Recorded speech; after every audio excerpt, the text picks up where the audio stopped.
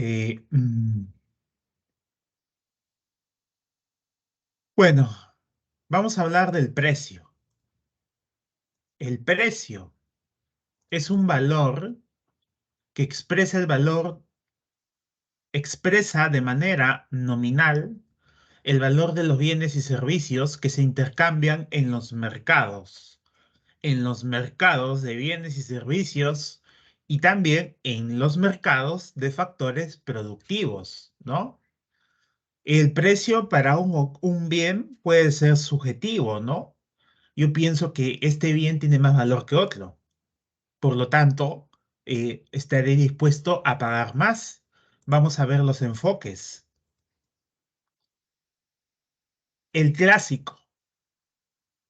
Una persona que no ha pasado por la universidad probablemente determine el precio de un bien por el método clásico, ¿no?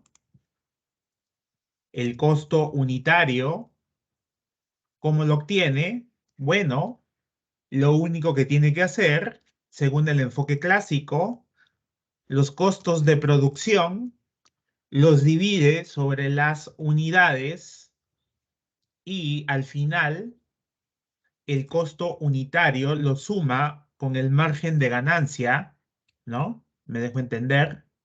eh, Le suma el IGB y obtiene el precio final. Así es como algunos empresarios calculan el precio, ¿no? El costo unitario. O sea, todas las unidades que has producido, divides el costo, todos los costos en los cuales tú has incurrido y los divides sobre el total de unidades que has obtenido. Esta es una manera tradicional de calcular el costo unitario que al final le vas a agregar el margen de ganancia y al final el IGB. Pero en la actualidad, ¿no? Tenemos el enfoque neoclásico y nos dice que el precio está determinado por el valor de la oferta y la demanda. ¿En qué sentido? Si las personas están dispuestas a pagar más por un producto, probablemente los ofertantes ofrezcan un precio más alto. Esto entra en coherencia con la teoría de la utilidad que nos dice, ¿no? Para un atleta, que para un asistente administrativo en una oficina, para un atleta, una botella de agua mineral tendrá valor mayor y estará dispuesta a pagar más, ¿no?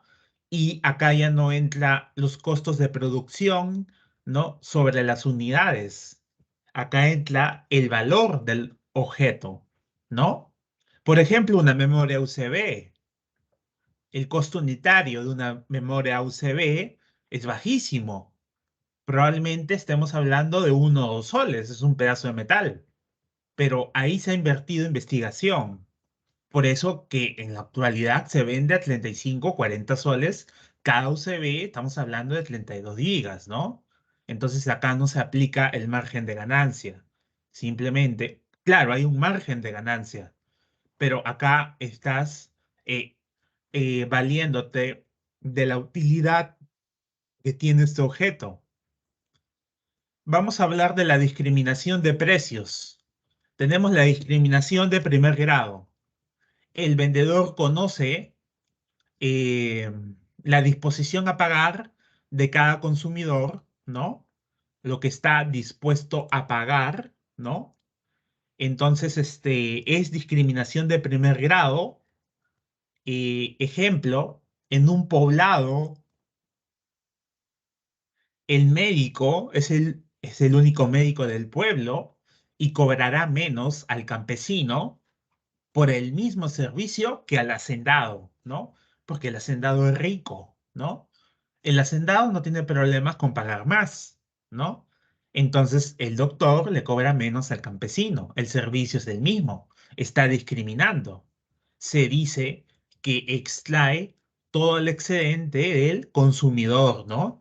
Este es un ejemplo, un caso que se da y se da en la realidad también. Discriminación de precios. En segundo grado, el vendedor no conoce la disposición a pagar de cada consumidor. Entonces acá hablamos de una autoselección, ¿no? Acá se adquiere por volúmenes de un bien o por una agrupación, ¿no? Un- una agrupación, mejor dicho, le voy a poner acá un pack, ¿no? Un pack de productos, por no decir bienes y servicios, un pack de productos. En esta autoselección entran a tallar las ventas al por mayor, ¿no? El cliente quiere pagar menos y el empresario para que pague menos tiene que llevar más unidades. Ese es un ejemplo de autoselección, ¿no? En el caso de PAC, eh, es una combinación de servicios en los cuales tú pagas de acuerdo a la combinación que eliges. ¿Cuántos canales HD de cable quieres? ¿Cuánto internet en megas necesitas? ¿No?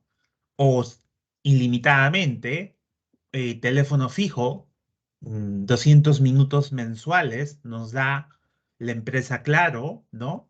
Entonces tú te estás autoseleccionando, ¿no? Y en base a esa selección que tú haces, el ofertante te va a cobrar. Aquí tenemos ejemplos. Ventas amarradas a dos o más productos, ¿no? Lo clásico, llévetle pagando dos, ¿no? Esto por lo general, ¿no? Se pueden ver en cupones, ¿no? El hecho de que una empresa emita cupones es una discriminación de precios por el hecho de que no todos van a tener el cupón y los que no tienen el cupón van a pagar más. Acá también se da las licencias por software como una discriminación, ¿no? Si pagas una licencia por 3 años, el precio es menor, ¿no? Rebaja por cantidades compradas, pack de bienes, como lo había mencionado. Sin embargo, también existe una discriminación de tercer grado, que acá se segmenta a la población consumidora. En estos casos, ¿no? Vamos a poner un ejemplo. Las pensiones en universidades privadas. Entre paréntesis,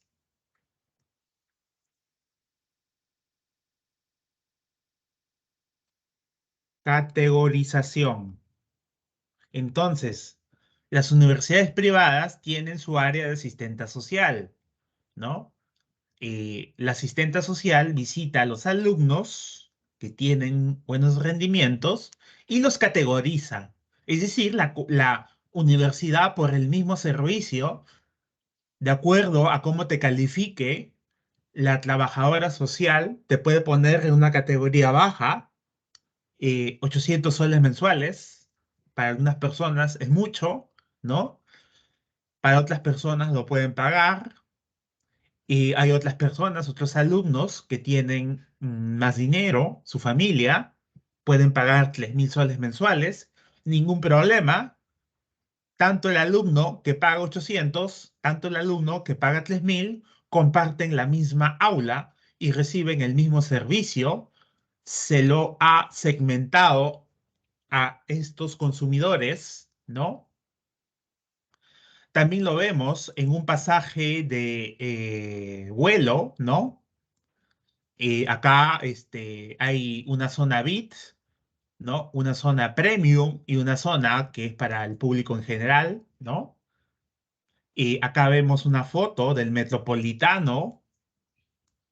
Acá nos damos cuenta, Metropolitano tiene una tarjeta especial para gente que es escolar, para gente que es universitaria, para gente entrada general para pasaje general, público en general, ¿no? Las tarifas son distintas, hay una discriminación por segmentación, ¿no? Acá habíamos hablado líneas aéreas, el avión, el espacio del avión se divide por estatus socioeconómico, por la cantidad de precio que hayas pagado por estar ahí y recibir un mejor servicio. También se da en el transporte terrestre, en los mismos buses que te llevan de Lima a Arequipa, algunas son Buscama, ¿no? Tienen otras joyerías, las bebidas alcohólicas, eh, puedes encontrar ciertos restobares en lugares, en distritos más pudientes, descuentos, ¿no? ¿Qué descuentos? Acá vemos un tarifario, ¿no? De un zoológico, la entrada general, la entrada que pagan los niños, lo que pagan los adultos mayores, previa presentación del DNI. Entonces, se está discriminando, ¿no? En este caso, por edad. Entonces, también entran a tallar aquí los alimentos con marca o sin marca, ¿no? Vas a pagar más por alimentos con marca que sin marca. Pero ¿cuándo se da esto? Un ejemplo claro, aquí lo vemos pues en los huevos, ¿no? Marca San Fernando, y si compras huevos a granel, por así llamarlo, no sabes de qué empresa la fabrica, te viene en una bolsa transparente, ¿no? Entonces los huevos San Fernando te van a costar más que los huevos con una bolsa transparente que no tiene marca. Es una discriminación de precios. Acá también vemos, ¿no? Las líneas aéreas. Eh, También se da por tiempo, ¿no? Discriminación por tiempo, pero ya no es una discriminación socioeconómica, ¿no? ¿A qué me refiero que por tiempo? Mientras más lejano esté la fecha de partida del avión, más barato está el pasaje. Pero ya no vendría a entrar a tallar en una discriminación de tercer grado. Vendría a tallar en una discriminación de segundo grado. Porque de tercer grado es cuando lo divides en niveles socioeconómicos. Los niños manejan menos dinero que los adultos. ¿Qué es un control de precios? Muchas personas que son de izquierda, ¿no? Por no decir otra palabra, creen que el control de precios es la solución al problema de la economía, ¿no? Controlar el precio y controlar la inflación. Totalmente falso. Para gente que ha pasado por una universidad, esto no funciona de esta manera. No puedes poner un control de precios. La gente emprendedora emprende actividades para, de alguna otra manera, sacar un remanente económico del mercado. Entonces, aquí, ¿no? No entra a tallar eso, entra a tallar el beneficio del pueblo. Podrían desaparecer los empresarios, las industrias no van a ganar nada, no hay recompensa, al hombre lo mueve los intereses, los beneficios, y no se logra con un control de precios, pese al discurso que tiene la izquierda peruana.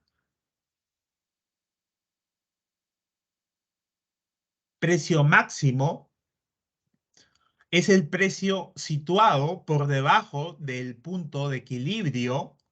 Acá tenemos el punto de equilibrio, ¿no? En la intersección de la demanda con la oferta, el precio de equilibrio es 2. pero el Estado decide bajarlo a un precio máximo. Es decir, tú vas a ofrecer el producto con un tope de precio máximo de 2. Es decir, puedes ofrecer el producto a 1, a 1,5, a 2, pero no pasar de ese 2. Por eso se llama precio máximo. Al aplicarse el precio máximo, se pretende reducir el precio final. Acá ustedes pueden notar que al precio de 2 se genera una cantidad ofertada y una cantidad demandada, ¿no? Que son diferentes. Nos damos cuenta que la cantidad demandada es mayor a la cantidad ofertada. Por eso se va a originar una escasez. No vamos a encontrar el producto.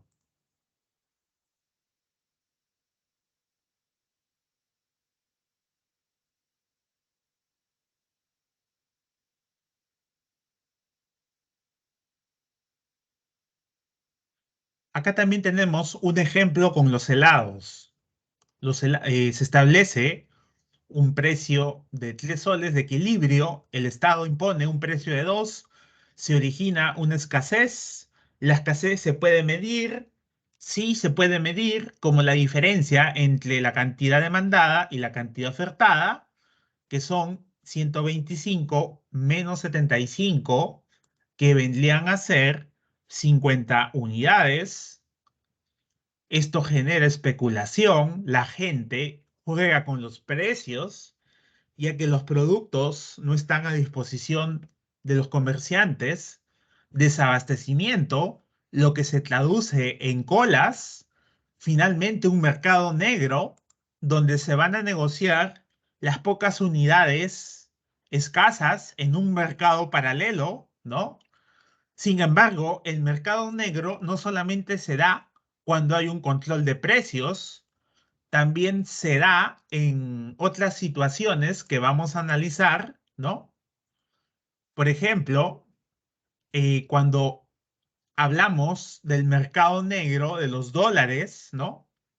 Es un ejemplo.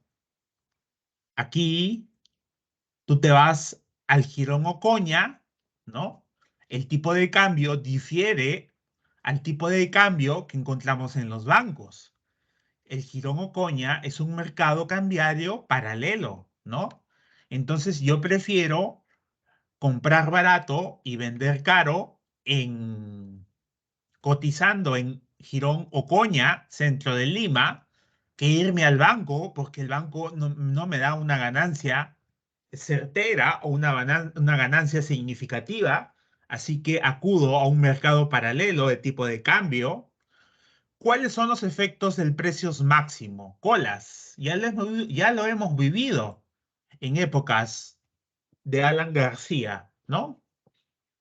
Mercado negro, venta a precios ilegales, ya lo sabemos. Venta si solamente compras otro más caro, viene de Yapa. Racionamiento formal. El Estado organiza la sociedad para racionalizar los bienes que están escasos y que si fuera en el caso de alimentos, que alcance para toda la población, es que no le vas a entregar todo a una familia, tienes que racionalizarlo, ¿no? Acá el precio en el mercado negro, acá hay una gráfica, hay un eje de coordenadas, hay una escasez que se representa con la diferencia entre la cantidad demandada y la cantidad ofertada, ¿no? Hay que hacer un artificio para calcular el precio en el mercado negro. Vamos a ver cómo lo hacemos. Mucha atención. Este punto negro, parto de acá, ¿no? Lo proyecto a la línea de la demanda, a la curva de la demanda, y de acá lo proyecto al eje del precio. Entonces, esa intersección nos da el precio en el mercado negro, ¿no? PMN es el precio mercado negro. ¿Cuál es la historia? A ver, épocas COVID, ¿no? Hoy por hoy ya sabemos que se está comercializando una pastilla para el coronavirus, para el COVID, para ser más preciso. Cuesta 5 soles. La unidad, para muchas familias, ese precio es caro. El Estado decide bajarlo a 1 sol, ¿no? A mediano plazo, a largo plazo, va a haber escasez de ese medicamento. Entonces, de lo que valía uno, ya no va a valer 5, sino va a valer 8 cada pastilla. Las buenas intenciones que tenía el Estado se fueron por la borda. Su precio de equilibrio era 5. El Estado dijo, un momento, control de precios, precio máximo, 1 sol. Finalmente, las pastillas contra el COVID las podías encontrar a un precio de mercado negro, un precio de un mercado paralelo, ilegal, a 8 soles, ¿no? Esta es la forma como se calcula el precio en el mercado negro. Tienen que tomarlo en cuenta ante problemas de examen de admisión. Profesor, Dígame, ¿a qué es cuseo en el anterior gráfico? ¿cómo? Cuseo en el anterior gráfico. QCO, QO, Jacubo, jacubo. cantidad ofertada, cantidad en equilibrio y cantidad demandada, abajo. Ok, profesor, gracias. Ya. Entonces acá, la escasez nos da una diferencia entre la cantidad demandada, QD, y QO, que es la cantidad ofertada, ¿no? Hay que hacer también, familiarizarnos con las siglas. Esta es la propuesta de Perú Libre. Bueno, una propuesta totalmente irrealista, ¿no? En una nueva constitución, control de precios. Esto modelo ha fallado en el Perú y en otras zonas del mundo, como por ejemplo Venezuela. Pero acá quieren fijar un control de precios a productos de la canasta básica como el aceite, fideos, harina, azúcar, ¿no? Pero pregúntale a un empresario que te produce aceites, ¿no? Que te produce fideos. No va a querer venderlo al precio que el Estado decida. Posiblemente remate su empresa. En casos más, más profundos, más intensos, el Estado compra a la empresa y se vuelve una empresa estatal. Pero el Estado es ineficiente administrando empresas públicas, que se ha demostrado acá en el Perú.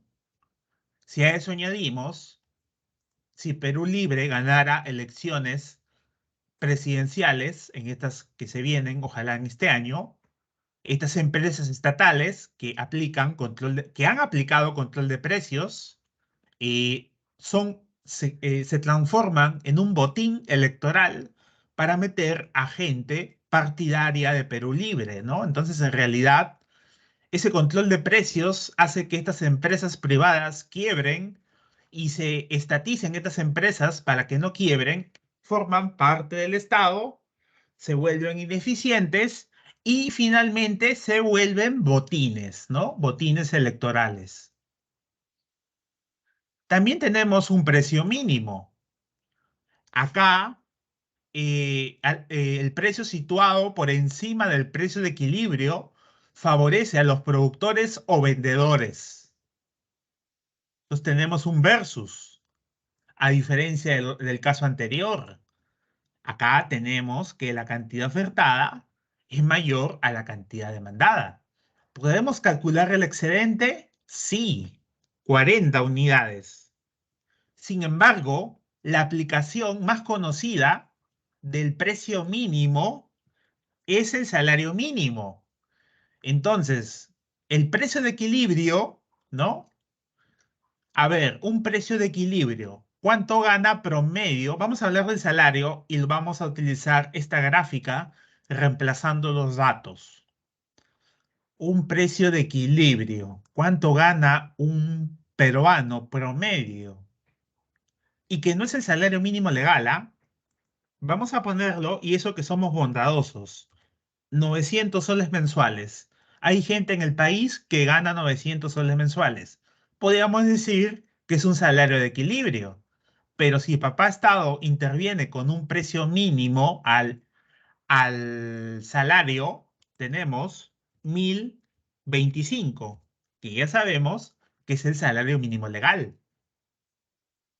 Esto va a generar, ¿qué es lo que va a generar?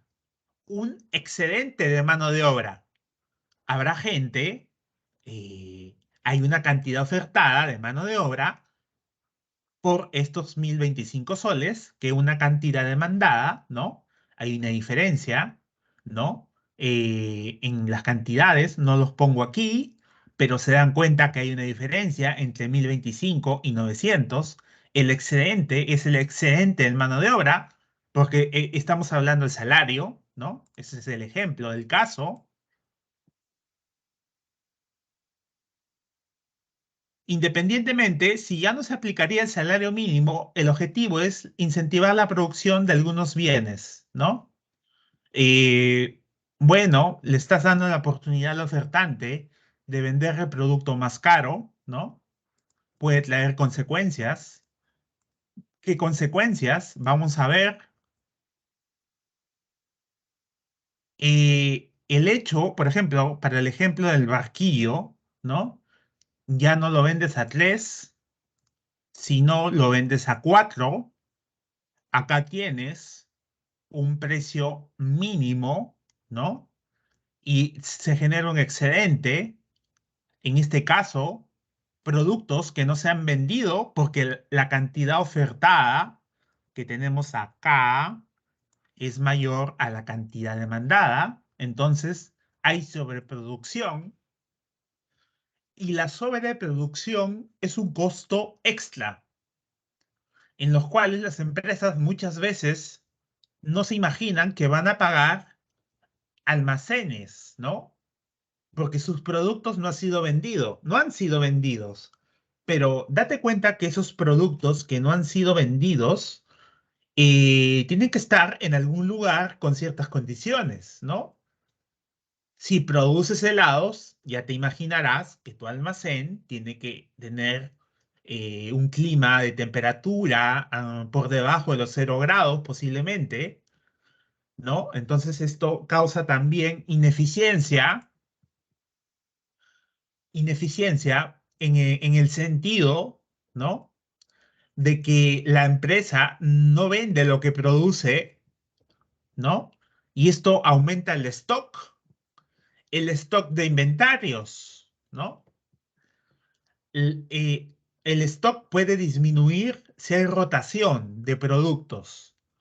Está bien que tengas tu almacén, pero a una determinada nivel de producción tienes que contratar locales para almacenar tus bienes que no has producido, que no has vendido, ¿no? Y te percatas que estos costos de alquiler, ¿no? Te mengúan, ¿no? Tus ganancias, ¿no? ¿Qué es lo que tú no quieres? Tú quieres ganar más en el mercado. Por eso siempre se elige la ley de la oferta y la demanda, como un mercado libre, ¿no? Porque al final, como dice el dicho, de la mano invisible de Adam Smith, la oferta y la demanda establecen el precio de mercado. Vamos a hablar de distribución. La distribución se trata de asignar a cada factor productivo la parte proporcional que le corresponde de las riquezas que ha contribuido a producir. Aquí decimos el agente distribuidor es el mercado y decimos el Estado es el agente redistribuidor de la riqueza en el agente de distribución es el mercado, también hablamos de la misma riqueza, pero ustedes ya se dan cuenta de la diferencia. La diferencia es esta de acá. Este es distribuidor, ¿no? Y este es redistribuidor, ¿no? No se confundan. Acá en la empresa intervienen diversos factores productivos que nosotros ya conocemos. El factor recurso natural produce una renta.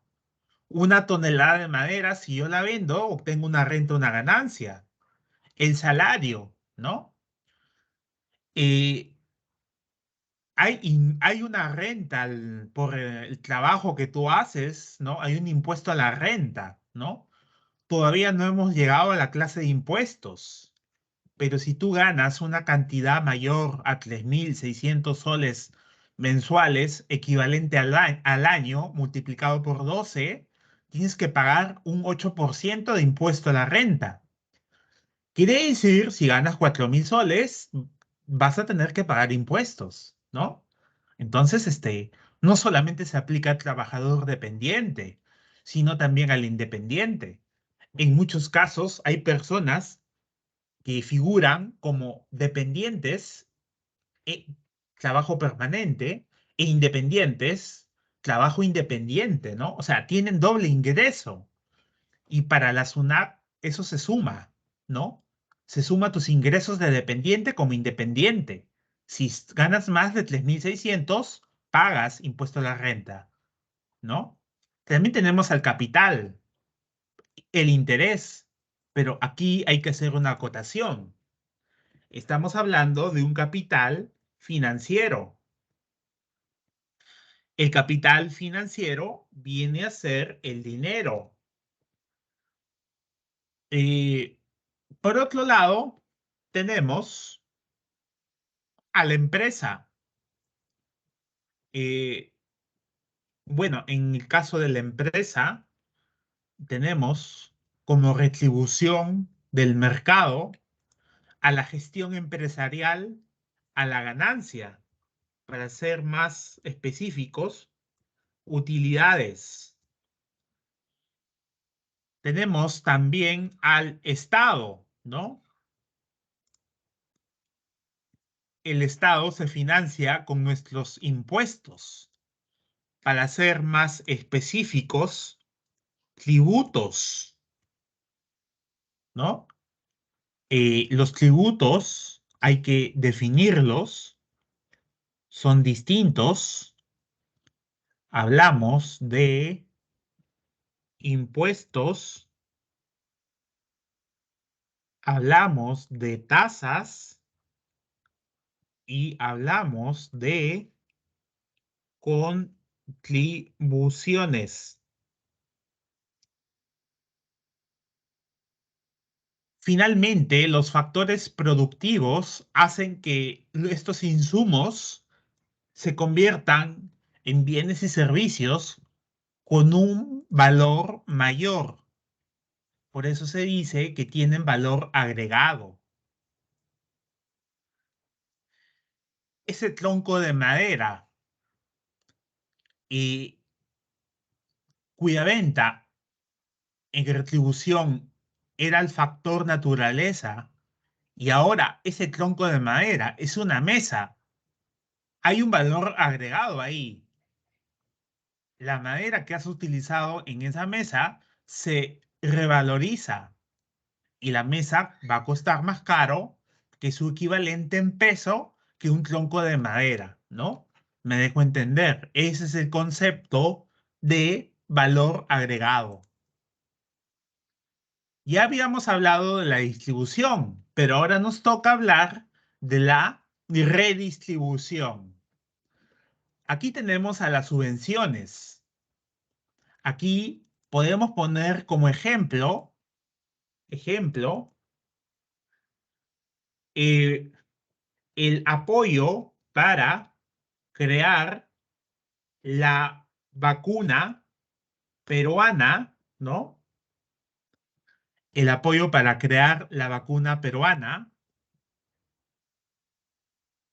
Eh, ¿Apoyo de quién? El apoyo estatal, ¿no? Para ser más precisos, el apoyo estatal para crear la vacuna peruana. Eh, Podemos poner también, son dineros destinados a para cubrir gastos de una obra o un proyecto, también una actividad, como por ejemplo, eh, la ayudantía de práctica, ayudante de práctica, la ayudantía, para ser más precisos, ayudantía de cátedra, ¿no? O sea, aquí hablamos de un estipendio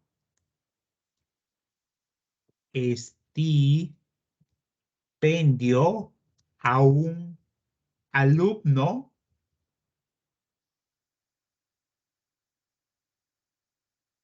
Esto se da en la Universidad San Marcos. Eres un estudiante que destaca, eres parte del tercio superior académico, has aprobado un curso con más de 16. El siguiente ciclo lo puedes dictar bajo la tutela de un mentor. Se te va a pagar una subvención por ese servicio, ¿no? Y esa ayudantía de cátedra computa como experiencia académica de docencia universitaria. Esta es una responsabilidad social de la universidad para formar nuevos cuadros docentes, ¿no? Se da en San Marcos, en las privadas, universidades privadas, también se da, pero ya no se conocen como subvenciones, porque las subvenciones los da el Estado y San Marcos es una institución pública del Estado, ¿no? Proyectos tecnológicos,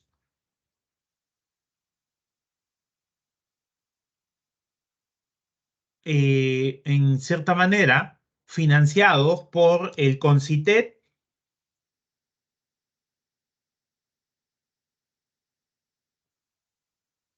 Estos proyectos tecnológicos, acá tenemos la noticia: respirador artificial de la Pontificia recibió el financiamiento del CONCITEP, recibió la autorización del MINSA para que sean producidos, ¿no? Frente a una situación en el año 2020 donde carecíamos de oxígeno, ¿no? Este respirador artificial podía captar oxígeno del medio ambiente sin necesidad de tener un balón, ¿no? Fue un año muy duro, el año de la pandemia. También la municipalidad subvenciona algunos proyectos de desagüe, por ejemplo, en quintas. ¿Qué es lo que sucede en las quintas? La municipalidad propone mejorar el servicio de desagüe. La municipalidad pone la mano de obra y los vecinos ponen los materiales, el cemento, las tuberías y otros accesorios, y la municipalidad, la mano de obra, gasta una subvención, ¿no? Es un caso también de redistribución. Acá tenemos una noticia: el IPD entregó en total 28 millones en subvenciones económicas a 36 federaciones deportivas, ¿no? En un país subdesarrollado como el Perú, muchas veces los deportes, ciertos deportes, no son apoyados por la empresa privada, porque no generan expectativas en la población. Sin embargo, todo deporte debe ser bienvenido, ¿no? Independientemente que no se trate de fútbol, ni básquet, ni... eh, hay otros deportes, ¿no? Que no son conocidos o muy difundidos. El subsidio. En este caso del subsidio, Son fondos destinados a satisfacer una necesidad en un momento determinado. Ejemplo, el bono de 760 que se está repartiendo entre las familias más necesitadas. Entonces, hay dos tipos de subsidio. Por un lado, tenemos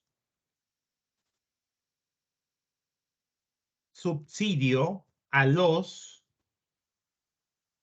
productores y también tenemos subsidios a los consumidores. Y acá entra a tallar el subsidio monetario por COVID, ¿no? El bono rural independiente, ¿no? Eh, el bono Yanaipai, ¿no? En el caso de subsidio a los productores tenemos el fondo Mi Vivienda, que financia los departamentos que es nuevos que se venden, inclusive antes de construirse ya se están vendiendo, y el fondo Mi Vivienda subsidia este departamento, este inmueble, esta casa, ¿no? Para que las familias tengan acceso a una vivienda. Entonces tenemos dos casos. Acá tenemos una noticia del peruano, decreto de urgencia que otorga subsidio económico a los prestadores de servicio terrestre regular de personas en el ámbito provincial, ¿no? También tenemos subsidio de vivienda, que ya sabemos que es a los productores, ¿no? Entonces, esa es la redistribución del Estado. Pero también tenemos programas sociales.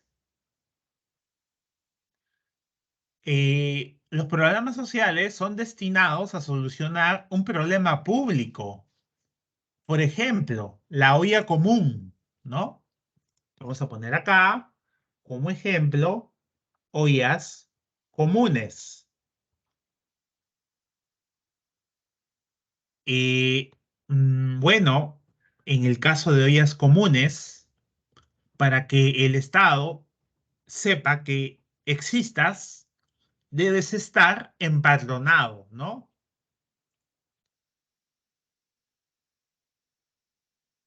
Eh, este es un padrón, sistema de focalización de hogares.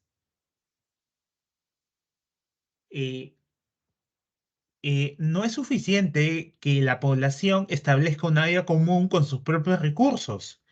Es necesario que se vayan a la municipalidad y se registren, porque el Estado, a través del Ministerio de Desarrollo e Inclusión Social, a las ollas comunes que están registradas, las apoya con víveres, ¿no?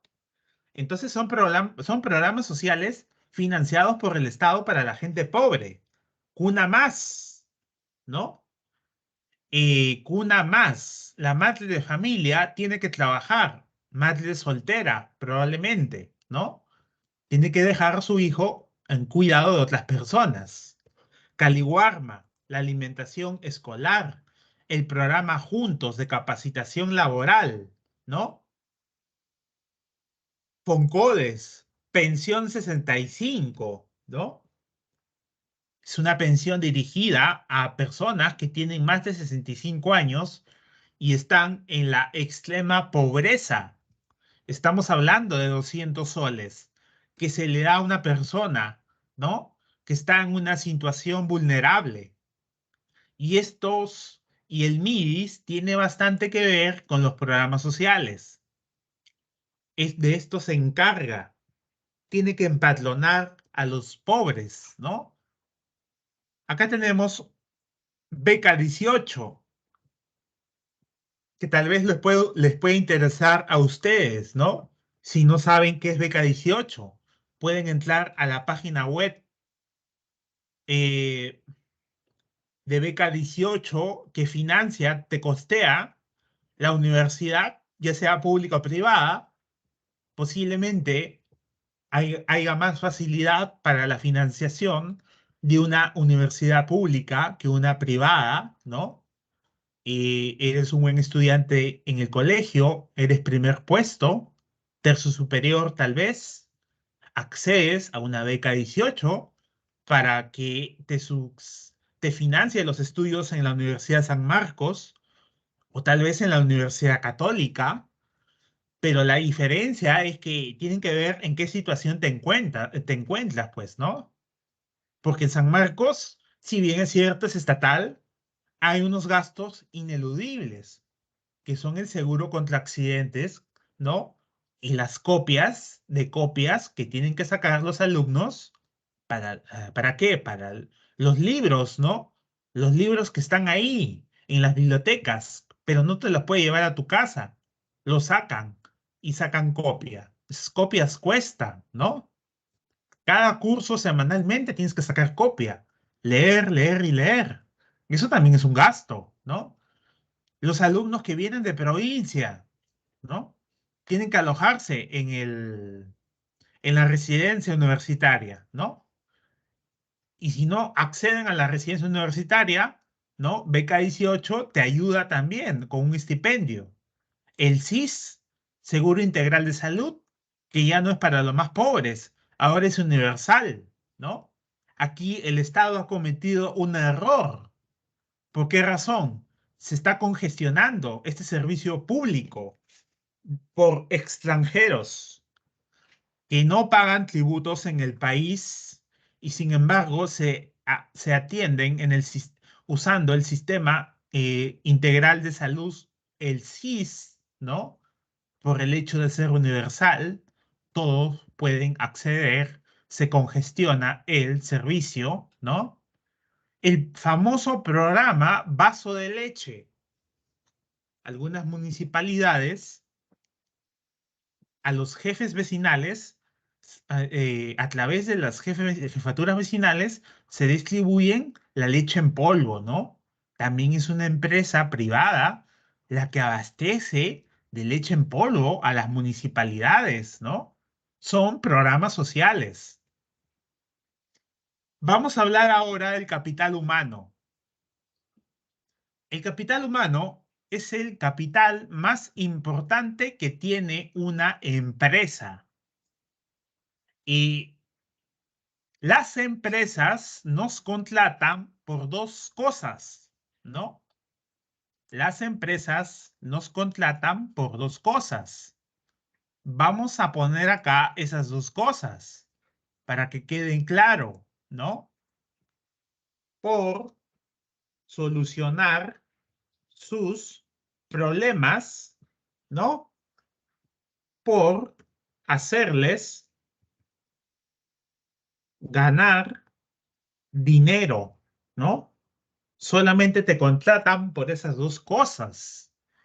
A ver si algún alumno tiene otra idea en la cual se te contrata eh, en alguna opción distinta a estos dos planteamientos, ¿no? Por eso te contratan las empresas. Si las empresas te contratan para que investigues, es porque piensan que en el futuro le vas a hacer ganar dinero, ¿no? Este capital humano es la cuantificación de las capacidades del personal. Mientras más productivo sea, el valor del capital humano será mucho mayor. Aquí tenemos una serie de competencias que tiene esas personas que ponen en marcha una empresa. El dueño de una empresa no necesariamente la maneja. Para eso tiene su administrador, que lo contrata de una universidad. Para algo se estudia administración, para manejar empresas. El dueño de la empresa, en un determinado momento, quiere dejar de administrarla, ¿no? El capital humano, cuando el capital humano es calificado, genera una mayor productividad y por lo tanto un desarrollo económico. Pero el concepto de desarrollo económico es distinto al concepto de crecimiento económico, ¿no? Porque crecimiento económico es igual a desarrollo económico más, mejor dicho, el crecimiento económico más calidad de vida es igual al desarrollo económico. El país puede crecer de manera macroeconómica. Y eso no significa que vas a dejar de ser pobre. Entonces, ¿dónde está la calidad de vida de que tanto hablas? El país puede crecer a tasas del 3, 4, 5%, pero la educación es deplorable, ¿no? ¿Qué calidad de vida estás dando? Cuando articulas bien el crecimiento económico y haces que la calidad de vida de la población aumente, entonces hablas de desarrollo económico. Y hay indicadores de desarrollo económico que lo vamos a ver más adelante, ¿no? Uno de ellos es la esperanza de vida. Entonces, en una sociedad donde hay calidad de vida, ¿no? En alimentación, en educación, en salud, ese poblador peruano ya no va a vivir promedio 60 años, ¿no? Va a vivir 70, 75. En sociedades más avanzadas como la japonesa, el límite de edad llega hasta los 85 años promedio, ¿no? Eso por la calidad de vida que tienen desarrollo económico, ¿no? El capital humano involucra conocimientos, actitudes y habilidades.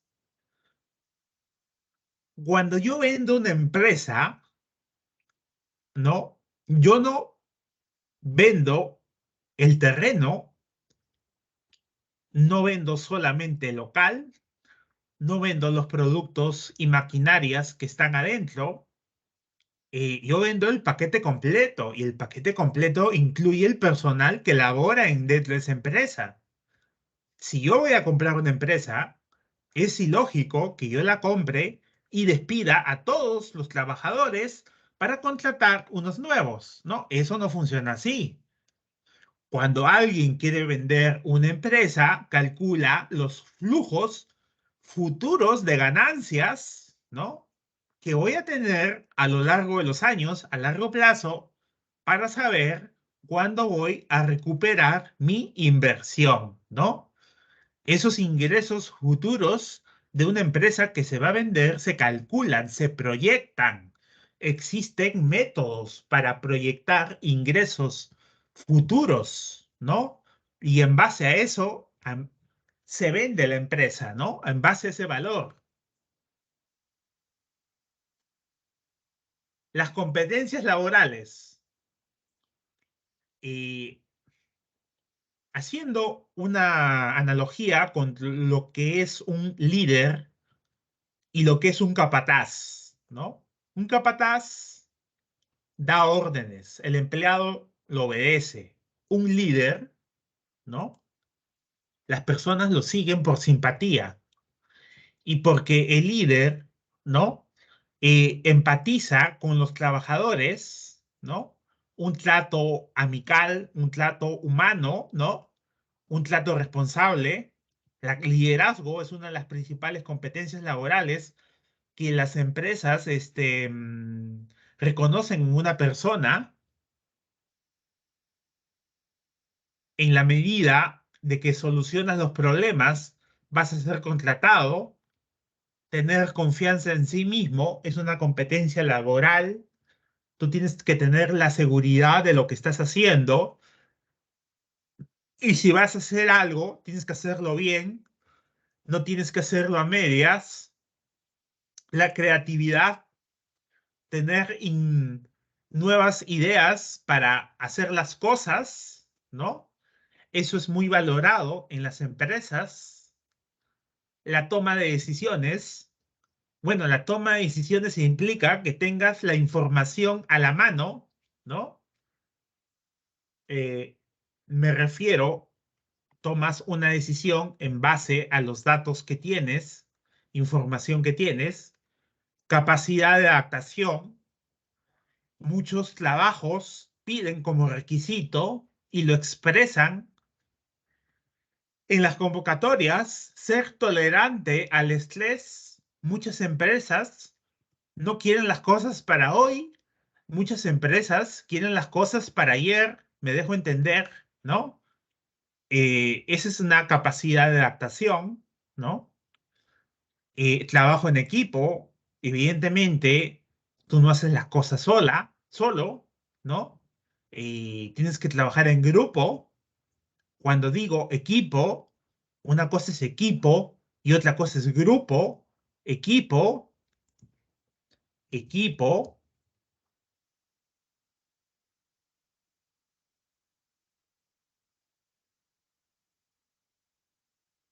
el equipo no es igual.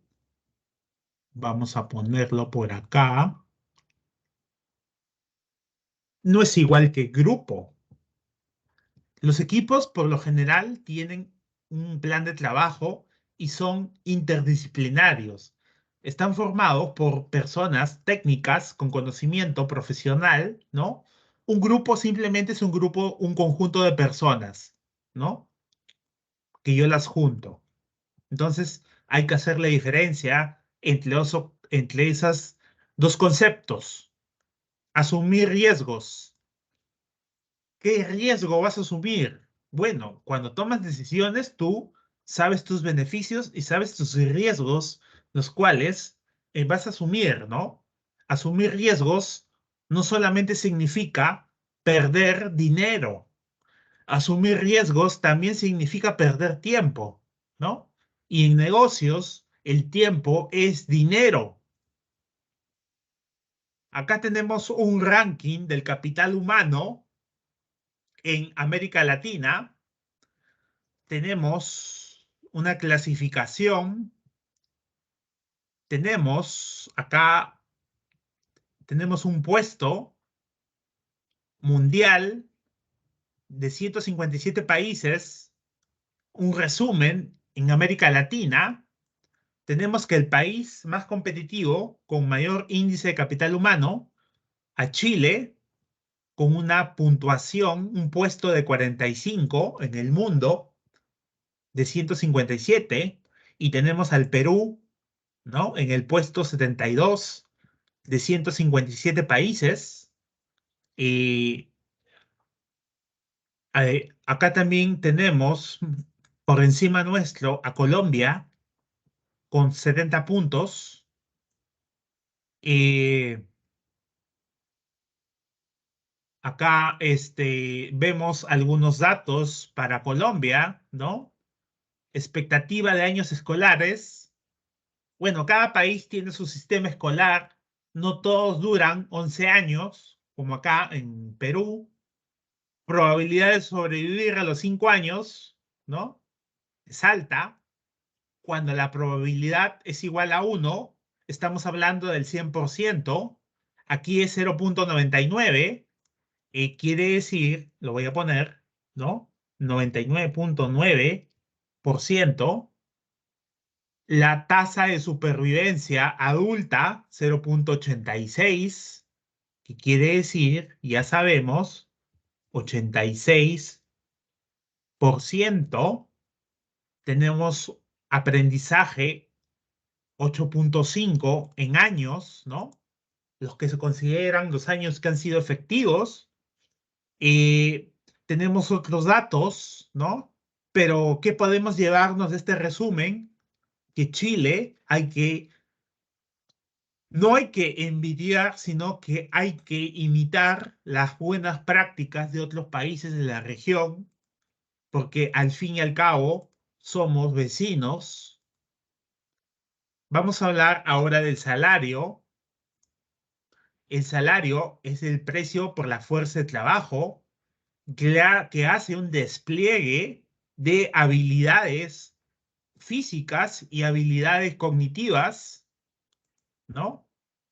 Toda esta compensación a la actividad humana se genera porque los humanos tienen que satisfacer sus necesidades y para ello necesitan dinero y para tener dinero tienen que trabajar y recibir un salario para poder comprar productos, ¿no? Siempre repito esto, productos, aquí yo hablo de bienes y servicios, productos, ¿no? Ese es el salario. ¿De dónde viene la palabra salario? Bueno, ya he hablado en anteriores clases.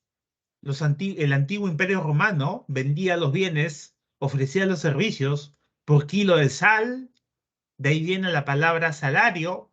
Mayor cantidad de sal, mayor cantidad de dinero tenías. Factores que determinan el salario. Tenemos el coste de vida, subsistencia del trabajador y su familia. Eh, yo tengo un amigo que tiene su colegio, ¿no? Y los profesores de este colegio ganan 900 soles, el director del colegio les paga 900 soles por recibo por honorarios, ¿no? A través de diferentes cuentas bancarias, ¿no? Para que no se vea que tiene una cuenta donde acumula todo el dinero, ¿no? Es una forma de escapar de la justicia, ¿no? 900 soles mensuales, turno mañana. Estos profesores, ni bien acaba la jornada de la mañana, se van para otro colegio en el turno tarde, otros 900 soles, y ganan 900 y 900 sus 1.800 soles. 1.800 soles, en este caso, ¿no? Como les estaba diciendo, dos turnos, ¿no? Y con eso pueden sobrevivir ellos y su familia, ¿no? La familia, ¿no? En los cuales estamos suponiendo que solamente una persona trabaja en la familia, ¿no? Entonces, con estos 1.800 ya satisface el costo de vida. La oferta de trabajo, acá decimos, cuando la demanda de trabajo igual a la oferta de trabajo, el trabajo se encuentra en equilibrio, ¿no? El salario de equilibrio no necesariamente, como le había indicado en diapositivas iniciales, es el salario mínimo legal, no necesariamente. Es el salario promedio, ¿no? Que no puede ser legal, ¿no? Pregúntale a una mesera de un chifa de barrio, no le van a pagar 1.025 soles mensuales. Es difícil. A mayor oferta, menor salario, ¿no? Y viceversa. A una menor oferta de trabajo corresponde un mayor salario, ¿no? Y viceversa, mayor oferta de trabajo corresponde menor salario. Entonces, vemos que hay ciertas carreras en la Universidad de San Marcos que son poco estudiadas, ¿no? Geólogos. ¿Qué es lo que hace un geólogo? Nadie estudia geología. Bueno, sí, estudian en el interior del país, pero acá la Universidad de San Marcos también forma a sus geólogos. Hay pocos geólogos. ¿Y quiénes contratan a los geólogos? Las empresas mineras, ¿no? ¿Y qué hacen los geólogos que los hacen tan atractivos para las empresas mineras? ¿No? Buscan menas de mineral en los cerros, en la sierra. Entonces tienen técnicas.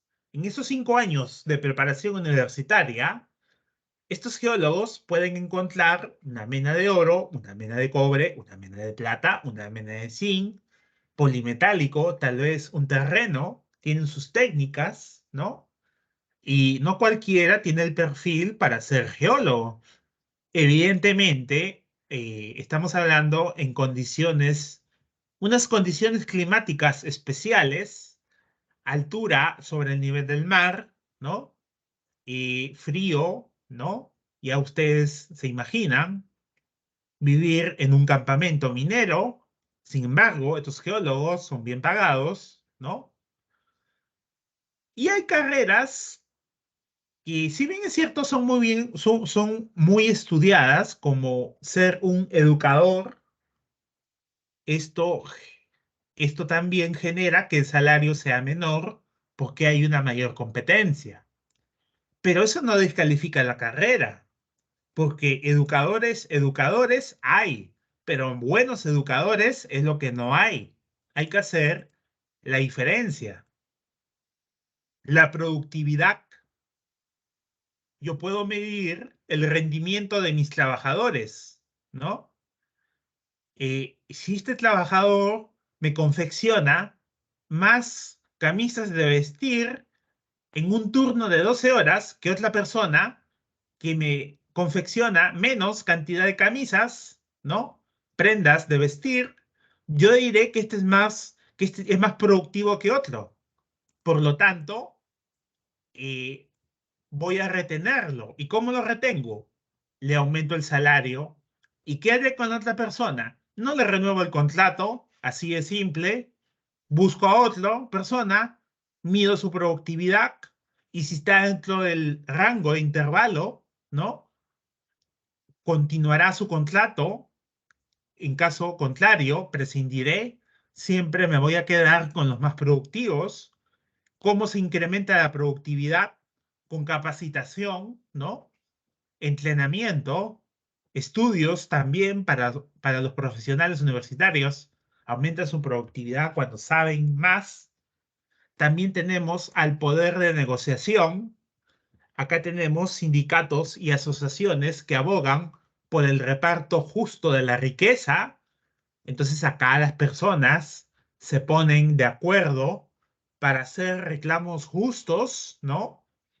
Y bueno, a partir de una determinada cantidad de trabajadores, y ya se forman, pues, se tienen que formar, pues, los sindicatos porque hay alguien que tiene que velar por los intereses de todos, ¿no? Si tú como jefe del sindicato representas a 100 personas, vas a tener un mayor poder de cohesión. Y en caso contrario, si te fueras solo a quejarte por tu propia situación, ¿no? Hay una diferencia. Las clases de salario, según lo que la persona percibe, el sueldo es un tipo de salario dirigido al empleado. En este caso, este sueldo, este empleado es un asalariado, ¿no? También se le dice asalariado. Los obreros no cobran sueldo, solamente los empleados, en el sector público y en el sector privado. Generalmente los empleados son trabajadores administrativos, ¿no? Acá vemos la foto, una persona de camisita en una oficina con su computadora. Qué bonito trabajo, ¿no? Jornal, aquí ven a un obrero cortando alambre, ¿no? En el sol, a plena calle. Aquí al obrero se le paga por día, ¿no? O por una jornal, depende de la empresa de construcción, en cuánto tiempo determina el jornal, ¿no? Eh, eh, También tenemos el hecho de que se pague un obrero una jornal no significa que gane poco. Por si acaso, un obrero de construcción gana promedio 100 soles diarios, ¿no? Y 100 soles diarios superan el sueldo de un maestro de colegio particular, ¿no? Y emolumentos, retribución asignada a los altos empleados públicos, como son los congresistas, los ministros, el presidente, ¿no? Y etcétera. Los, en este caso, reciben emolumentos. La ley dice, nadie puede ganar más que el presidente de la República, falso. El presidente del Banco Central de Reserva gana más que el presidente de la República. es una ley muerta, es una ley que no se cumple.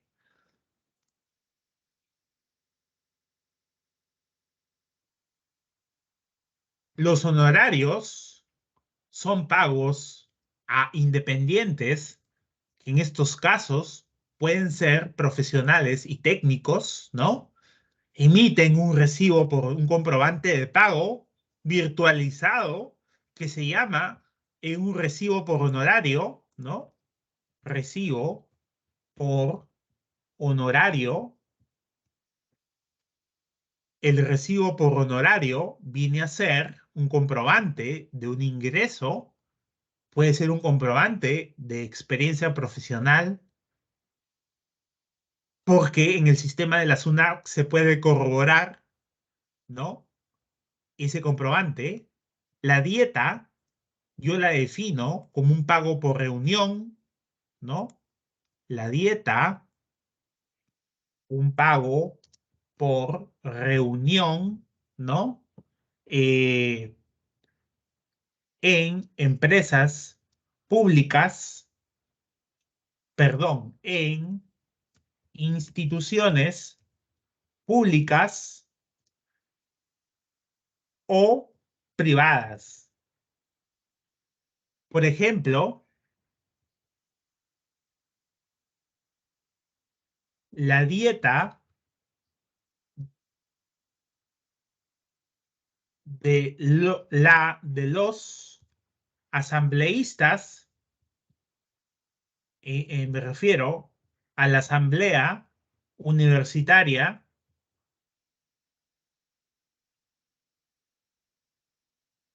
donde participan decanos, tercio estudiantil, docentes, se les paga una dieta.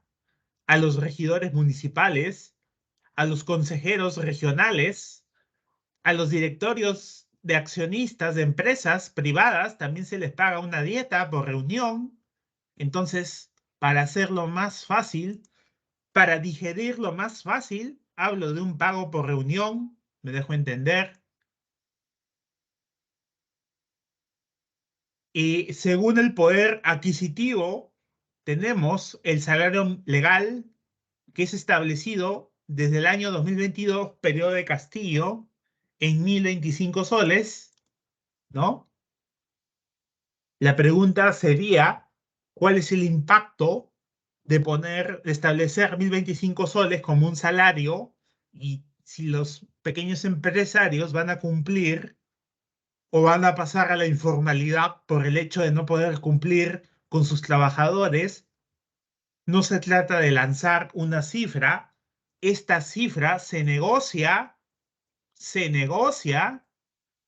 en el Consejo Nacional de Trabajo, Consejo Nacional del Trabajo, ¿no? Estamos hablando de una institución patrocinada por el Ministerio de Trabajo y Promoción del Empleo. En este consejo hay representantes de trabajadores, de empleadores y del Estado. Por otra parte, tenemos un salario mínimo vital de 5 integrantes establecidos por el INEI de 1.640 soles. ¿Ustedes recuerdan el ejemplo que les puse de ese profesor que ganaba 900 soles en la mañana y turno tarde, 900 soles, 900 y 900, 1.800? Está por encima de los 1.640. Entonces, esto es para una familia, para ser más preciso, un hogar de 5 integrantes, ¿no? Eh, de estos 5 integrantes no significa que una sola persona trabaje, pueden trabajar 3 y 2 son menores de edad. Lo cierto es que superan esta cantidad, ¿no? Ese es el salario mínimo vital establecido por el INEI. ¿Cuál es el sueldo mínimo en el Perú? El 1 de mayo del 2022, gobierno de Castillo establece que aumenta el salario mínimo en 95 soles. De esta manera, el sueldo básico para los trabajadores pasó de ser 930 a 1025. Esto es factible por los índices de inflación y productividad, en otras palabras, la variación en los precios de los bienes, en los costos de mano de obra. Se espera con que el aumento de salarios se vea reflejado en el desempeño económico del país, ¿no? Y que contribuya a mejorar el poder adquisitivo de los trabajadores. Lo cierto es que el Estado peruano lo que trata de hacer es dinamizar la economía, ¿no? A través de este incentivo. Sin embargo, habría que preguntarle, no a la empresa grande, no a la empresa mediana, sino a la microempresa, si puede asumir estos costos, ¿no? Porque las microempresas pueden pasar de la formalidad a la informalidad. El salario nominal, lo que aparece en mi boleta, lo que aparece en mi boleta. ¿Mi boleta de qué? Mi boleta de pago mensual, ¿no? Y el salario real, lo que puedo adquirir con mi salario nominal, que varía en el tiempo. Entonces, salario nominal, tus 3.000 soles, pero esos 3.000 soles, el año 98, no son los 3.000 soles de este año, ¿no? Ahora, con esos 3.000 soles, eh, realmente consigues menos bienes, menos productos, ¿no? Eh,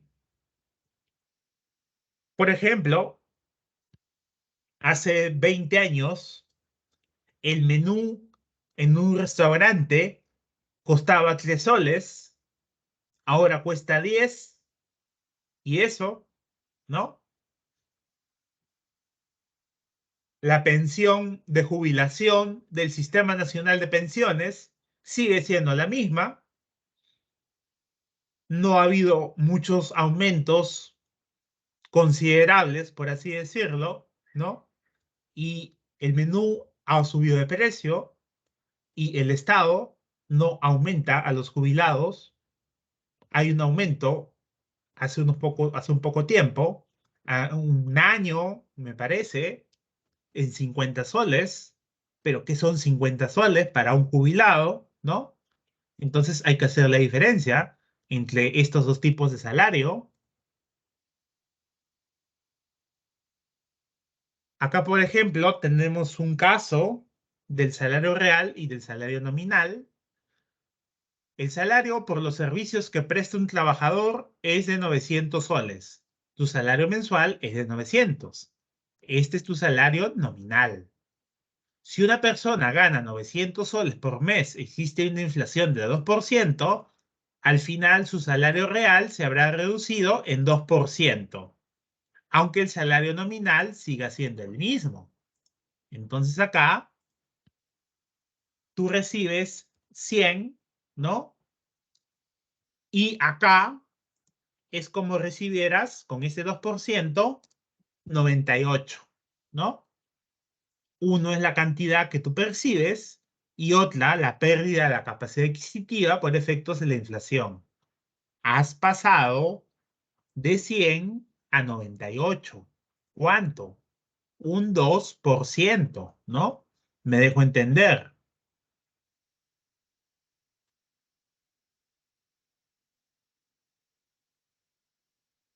También tenemos un salario por tiempo.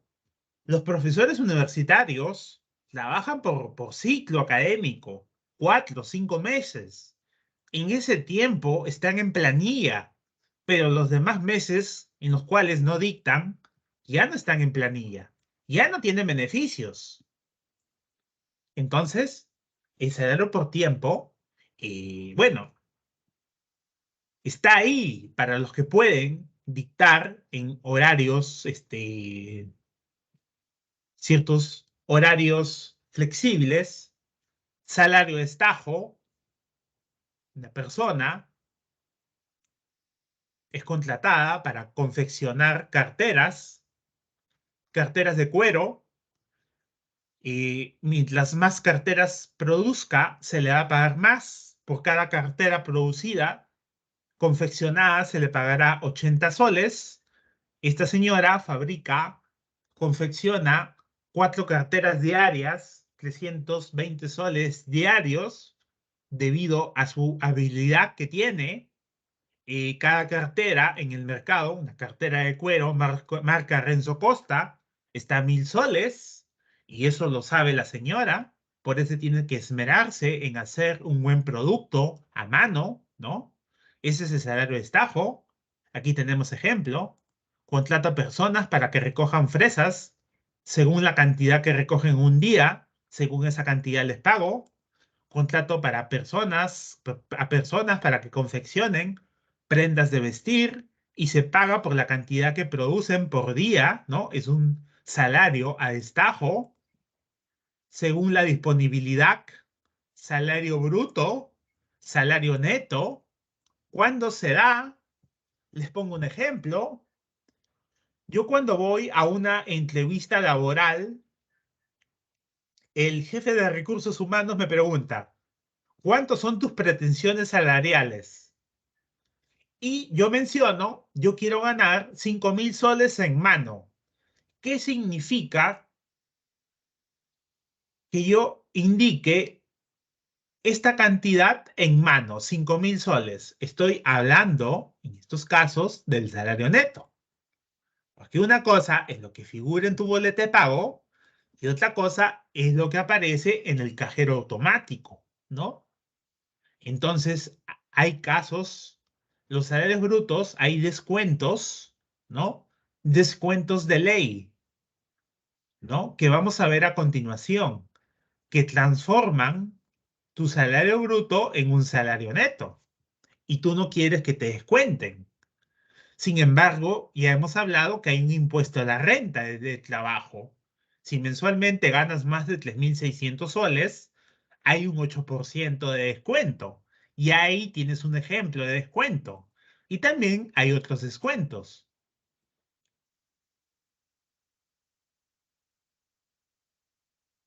La discriminación salarial. Aquí se da por segmentación del mercado. Para un mismo puesto, en una empresa formal, por ser asistente administrativo, vamos a ponerlo por acá, ejemplo, asistente administrativo, eh, asistente administrativo,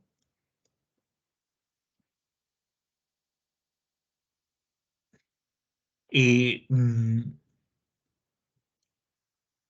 en una empresa formal gana más que una empresa informal y hace el mismo trabajo.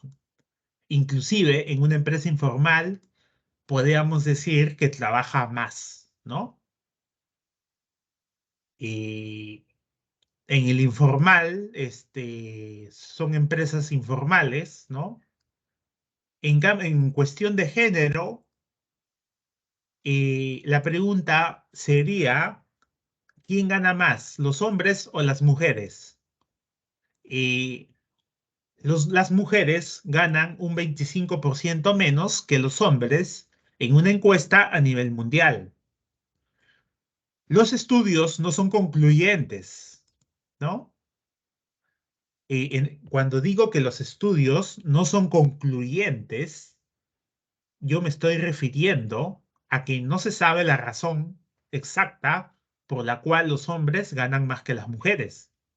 Ya sabemos que el hombre tiene más fuerza física y las mujeres son más detallistas, pero no hay estudios concluyentes. También hay una discriminación salarial por régimen laboral.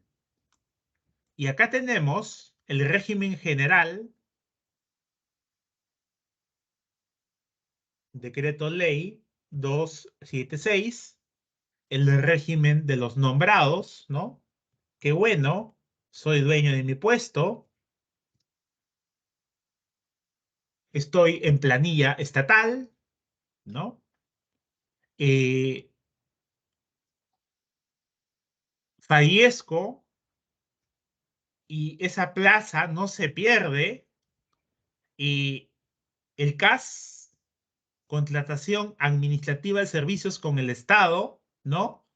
Y bueno, no tengo a la mano el decreto ley, sin embargo, aquí en el Estado, para que sepan cómo funciona, cuando un nombrado fallece, el CAS lo reemplaza, el CAS más antiguo, el decreto ley 728, ley de productividad y competitividad laboral, es un régimen creado para unificar todos los regímenes laborales que existen en el Estado, ¿no?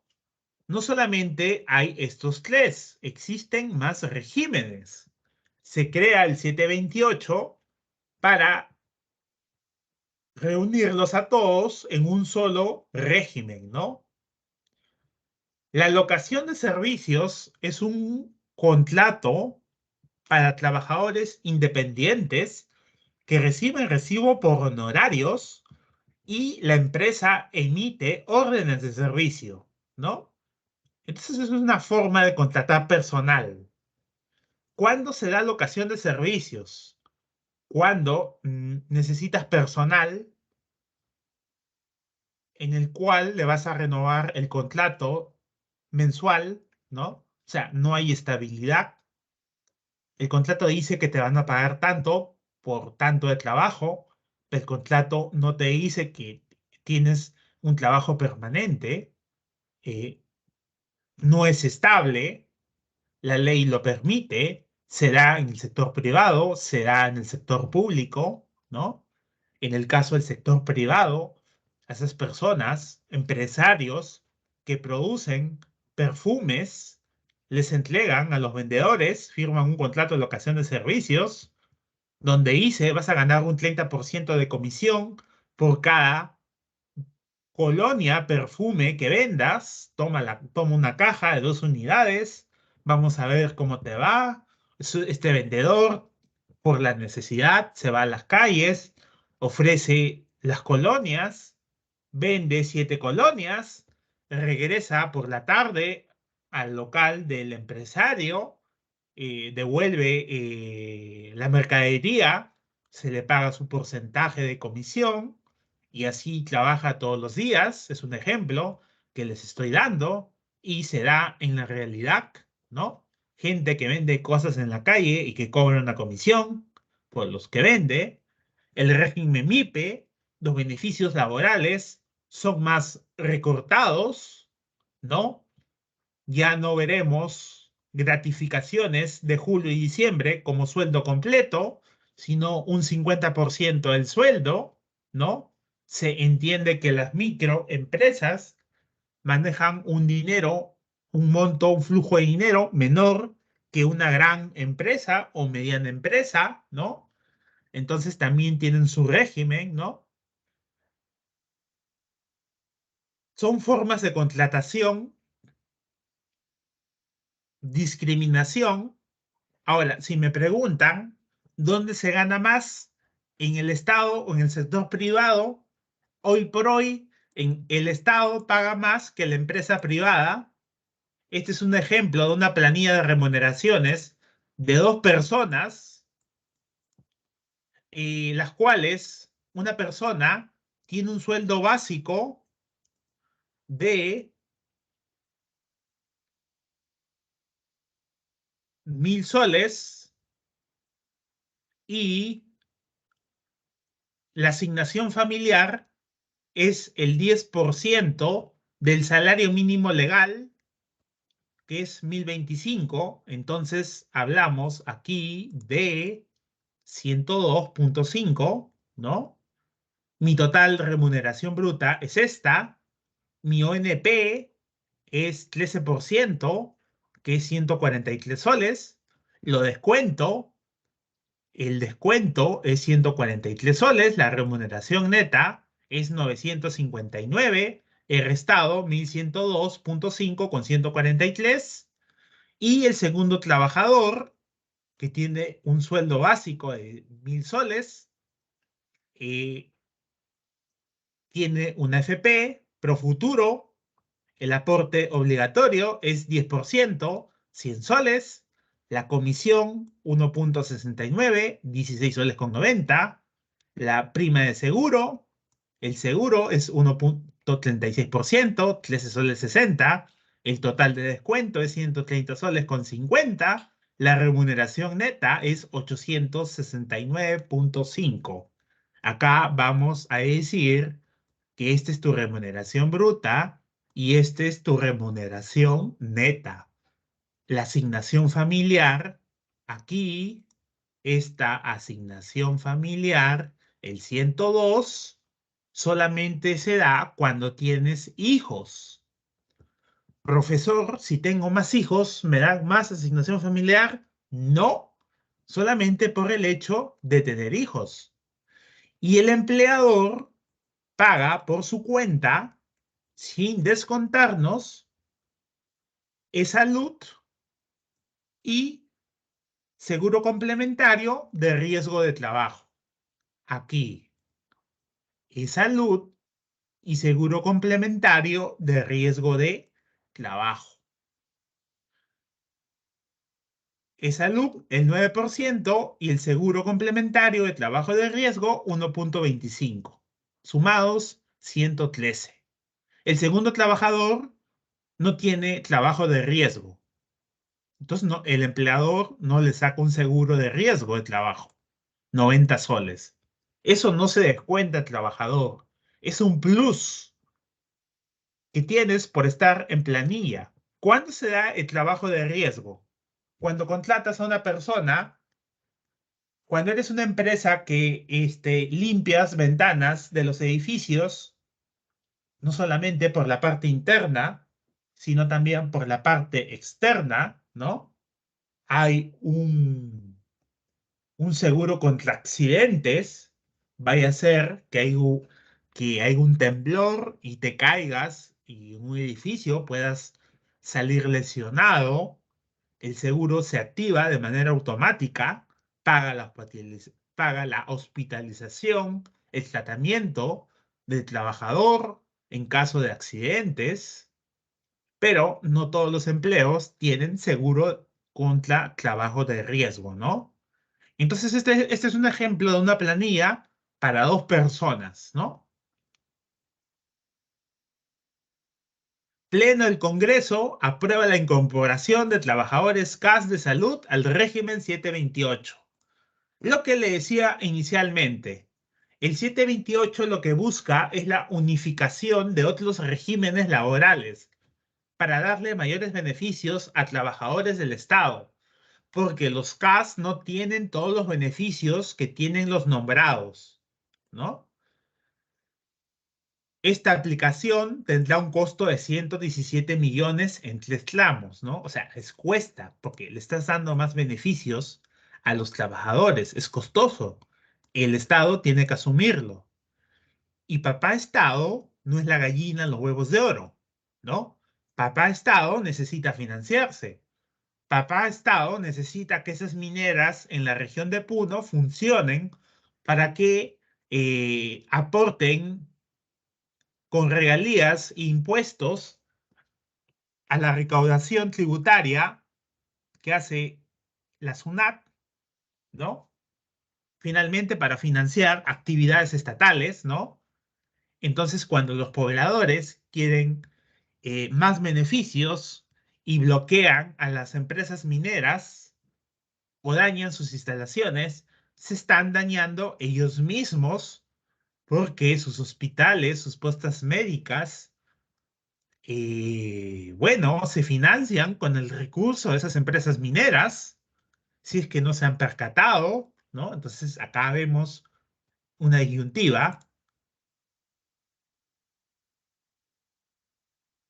El sindicato promueve mejoras salariales, eh, obviamente se negocia las mejoras salariales. eh, en este caso, el representante del sindicato reúne a los trabajadores, ¿no? Y para formar un sindicato necesitas 20 trabajadores. Si es un sindicato de una empresa, 20 trabajadores, 20 trabajadores con distinto o igual, no, con distinto oficio o profesión, ¿no? Y si es un sindicato de rubro, 40 trabajadores del mismo rubro, ¿no? Lo que sucede es que en una empresa no solamente trabajan mecánicos, administradores, profesionales de la seguridad, administrativos, ¿no? Si llegan a 20, pueden formar su sindicato. En caso del mismo rubro, en las enfermeras, ¿no? Se reúnen 20, 40 enfermeras y pueden formar su sindicato. Hoy por hoy existe un sindicato de enfermeras que excede evidentemente los 40 trabajadores, ¿no? O sea, uno se da en el caso de una empresa donde hay distintos oficios o profesión, y en el otro caso es cuando son del mismo rubro. Se necesita ese número mínimo. Estos defienden los derechos laborales. El derecho laboral, que se te reconozca una hora extra. El derecho económico, a que se te reconozca un salario. Y el derecho social, que se te reconozca tu derecho a reunirte en grupos sociales para poder abogar, ¿no? Con un poder de negociación que tú le cedes al representante del sindicato. En cada el Perú, el sindicato más grande que existe, tenemos la CGTP, CGTP, Confederación de Trabajadores del Perú. La CGTP aglomera a los sindicatos. Y,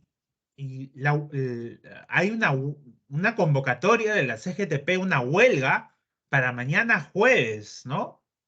Ya sabemos lo que estamos pidiendo, ¿no? Eh, ya pues la CGTP, aquí encontramos construcción civil, enfermeras, médicos, ingenieros, contadores, muchas profesiones, eh, muchos oficios, ¿no? Y una sola persona que tiene que salir a negociar con el gobierno, porque estas protestas que estamos viviendo muchas veces no tienen una cara visible, que es una cara visible de lo que se está dando, ¿no? O sea, líderes, ¿no? Tiene que haber alguien que negocie con el gobierno, ¿no?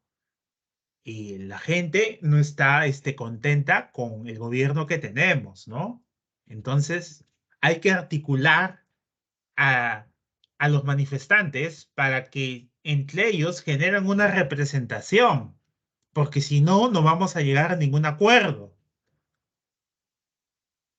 Conflictos en el trabajo, tensiones y luchas que se suscitan en los centros de trabajo, originados por los desacuerdos entre trabajadores y empresarios, o en el caso del sector estatal, para los servidores públicos, ¿no? ¿Cuáles son los conflictos de trabajo más comunes que hay en los centros laborales, ¿no? Tenemos al acoso sexual, ¿no? Algo común, bueno, si sale por las noticias, será algo común, ¿no? ¿Cuáles son las causas?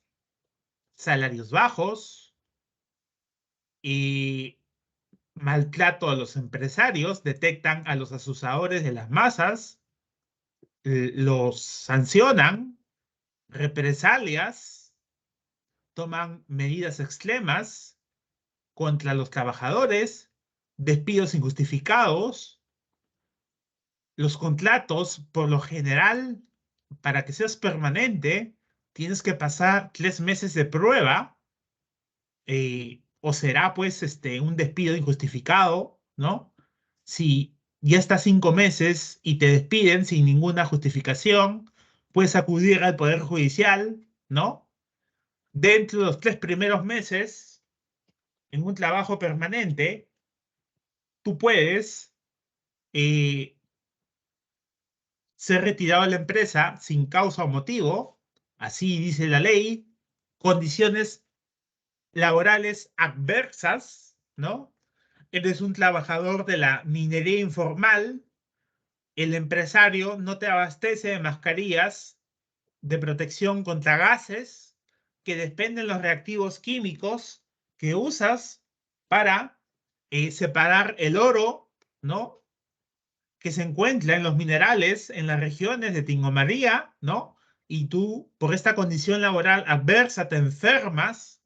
Cuando manejas reactivos químicos, estos emiten gases y muchas veces estos gases pueden ser venenosos, sobre todo los que utilizan para la extracción del oro, ¿no? Es una condición laboral adversa. Formas de lucha, el paro. Aquí el sindicato anuncia un detenimiento de las labores entre 24, 48, 72 horas. Tenemos la huelga, sin embargo, hay que definirla de otra manera.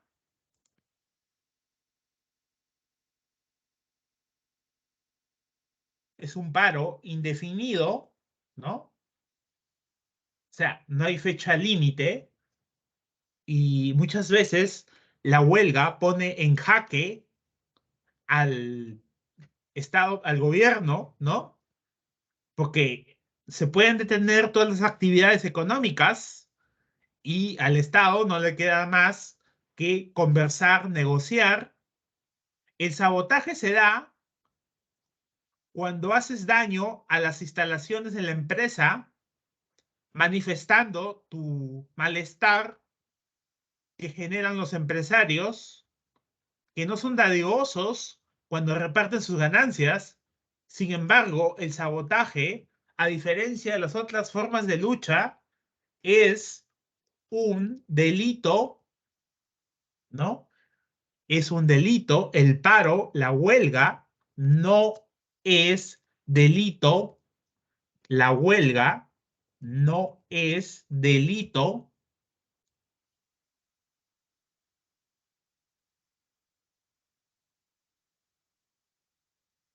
El boicot, los trabajadores, como represalia, hacen mala fama a la empresa y publicitan muchas veces no consumir productos de esta empresa que trata mal a sus trabajadores.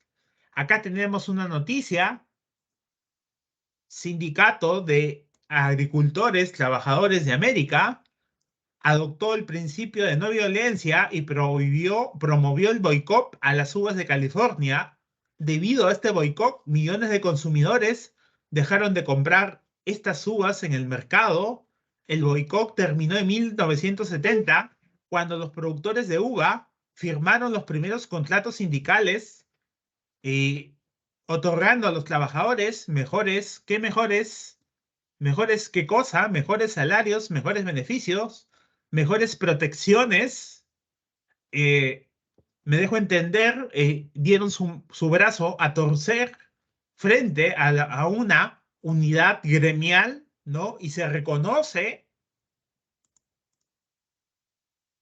el lockout, ya es una forma de lucha por parte del empresario que amenaza a sus trabajadores con cerrar la empresa por 6 meses, un año, si es que no vuelven a la empresa a trabajar y cesan en su paro, huelga o como lo quieran llamar, ¿no? Aquí tenemos una noticia: el lockout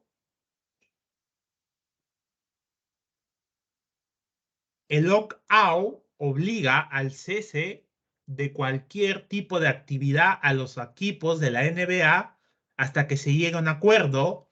No obstante, los propietarios como los jugadores siguen intentando cualquier tipo de negociación para desbloquear el patrón y el poder de disputa de la temporada 2011-2012 sin problemas, ¿no? Entonces, este es un cierre patronal por parte de la famosa y reconocida NBA, ¿no? Eh, eh, NBA son las siglas del básquet americano, ¿no? Es como el equivalente a la Federación Peruana de Fútbol, acá en el Perú, pero esto es en Estados Unidos para los basquetbolistas, ¿no? Entonces, la NBA tiene ingresos por publicidad, ingresos millonarios, y son los jugadores finalmente los que se muestran al público con este arte deportivo, formas de solución ante los conflictos. Tenemos la conciliación. Acá hablamos de un trabajador y un empresario que no llegan a acuerdos. Acá tenemos a un mediador o conciliador, como lo quieran llamar. Podemos nosotros mencionar a la Iglesia Católica, ¿no? Como mediador, el arzobispo, tal vez, la Cruz Roja, alguna ONG, ¿no? Eh, la sociedad civil son ejemplos de mediadores. Estos mediadores ofrecen consensos, alternativas de solución. Se entiende de que los empresarios y los trabajadores van a evaluar las alternativas de solución y van a llegar a un acuerdo. Si no se llega a una conciliación, lo que vamos a tener es un arbitraje. El trabajador y el empresario no se ponen de acuerdo. Entonces acá, ¿qué tenemos? ¿No? El Estado, ¿no? Emite resoluciones, resoluciones con carácter vinculante, es decir, cuando digo carácter vinculante, estoy diciendo que es obligatorio, ¿no? Y acá el Estado, para ser más preciso, el Ministerio de Trabajo y Promoción del Empleo, tiene un área para conciliar o para arbitrar, mejor dicho, ¿no? Aquí al Estado es como un árbitro que decide la solución y ahí termina el pleito entre el trabajador y el empresario.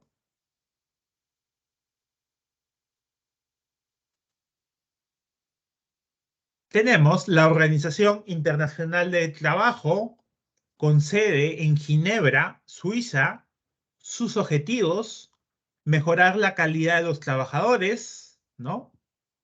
Condiciones, evidentemente, que tengan unas buenas condiciones para ejecutar sus actividades, poner fin al abuso y a la pobreza, ¿no? Y bueno, no hay que abusar de la gente pobre, aunque esté necesitada. Merece cubrir su canasta alimentaria y parte de la canasta no alimentaria, porque no solamente se gasta en alimentos.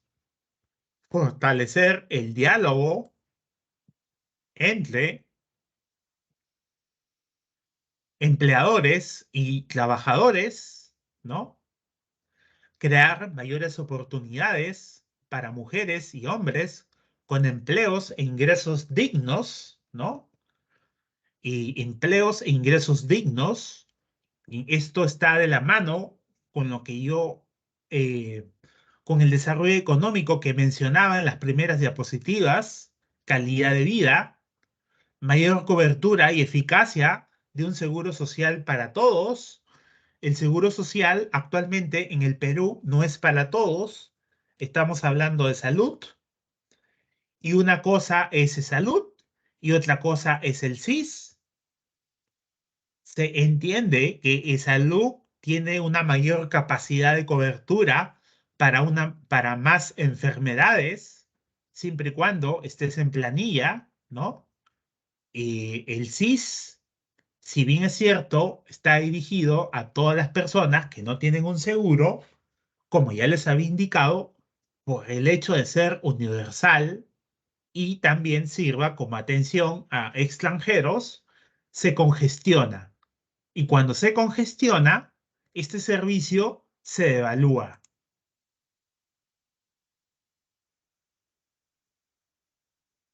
Los órganos de gobierno de la Organización Internacional del Trabajo se reúnen una vez al año en la Conferencia Internacional del Trabajo, donde se discuten cuestiones sociales y laborales fundamentales, ¿no? Al final, la conferencia no obliga a los estados, sino recomienda, recomienda a los estados que participan en esta conferencia, es decir, no es vinculante, no es vinculante. El Consejo se reúne 3 veces al año y establece el programa y el presupuesto de la OIT para su funcionamiento. Toman decisiones sobre la política, es decir, las acciones a tomar por parte de la OIT.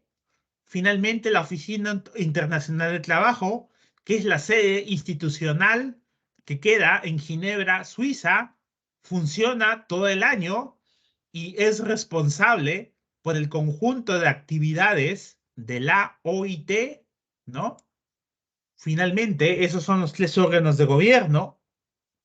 En la Conferencia Internacional del Trabajo, por parte de los trabajadores, va el representante de la CGTP, Confederación General de Trabajadores del Perú, representantes del gobierno, del Ministerio de Trabajo y representantes de los empleadores, ¿no?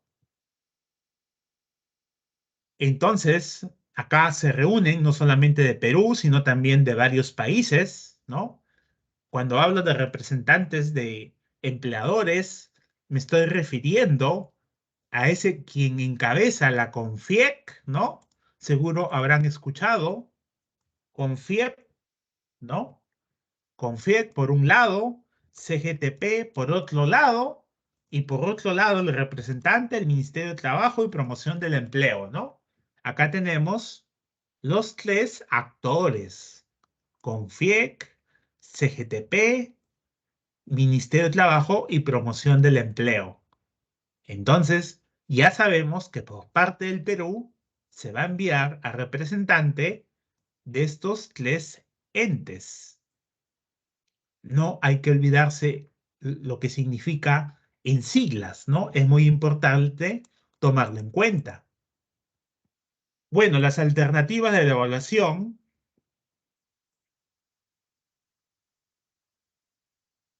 Vamos a copiar las claves de la evaluación en el chat.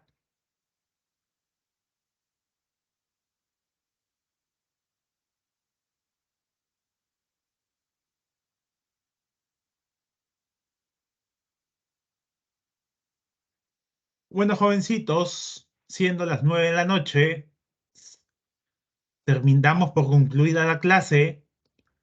Nos conectamos la próxima semana. Que tengan un buen fin de semana. Hasta luego.